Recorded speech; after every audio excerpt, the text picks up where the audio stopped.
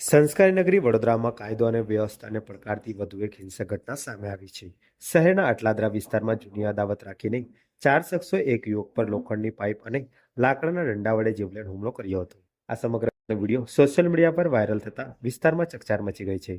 મળતી માહિતી મુજબ અલકાપુરી વિસ્તારમાં મોબાઈલ ટાવર ટેકનિશિયન તરીકે કામ કરતા ધવલ રમેશભાઈ ચૌહાણ સનફાર્મા રોડ પર જ્યુપિટર હોસ્પિટલ નજીક પોતાના મિત્ર સુનિલ સાથે બેઠા હતા. તે દરમિયાન અગાઉ પડોશમાં રહેતા તરુણ ઠાકોર સાથે થયેલી સામાન્ય બોલાચાલીનો ખાર રાખીને આરોપીએ ધવલનું લોકેશન મેળવી હુમલો કરવાની યોજના ઘડી હતી.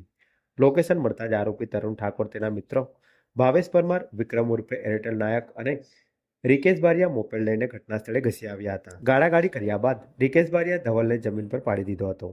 ત્યારબાદ તરુણ ઠાકોરે મોપેડમાંથી લોખંડની પાઇપ કાઢી ધવલના માથામાં જોરદાર ફટકો માર્યો હતો. વચ્ચે છોડાવ પડેલા મિત્ર સુનિલને પણ આરોપીઓ લાકડાના દંડા વડે માર મારી ઈજા પહોંચાડી હતી. હુમલો કર્યા બાદ લોહીલુહાણ હાલતમાં ધવલને ત્યાં જ છોડી તમામ આરોપીઓ ફરાર થઈ ગયા હતા. ઈજાગ્રસ્ત યુવકને તાત્કાલિક ગોત્રી જનરલ હોસ્પિટલ ખાતે સારવાર માટે ખસેડવામાં આવ્યો હતો. અટલાદરા પોલીસે ધવલની ફરિયાદના આધારે ચારેય આરોપીઓ વિરુદ્ધ ગુનો નોંધી તેમની શોધખોળ હાથ ધરી છે. નોંધનીય છે કે ઘટનાની થોડી મિનિટોમાં જ પોલીસની ગાડી ત્યાંથી પસાર થઈ રહી હોવાની ચર્ચા પણ સામે આવી રહી છે. જાહેરમાં આ પ્રકારના હુમલાઓ પોલીસ પેટ્રોલિંગ સામે પણ સવાલો ઊભા કરી રહ્યા છે.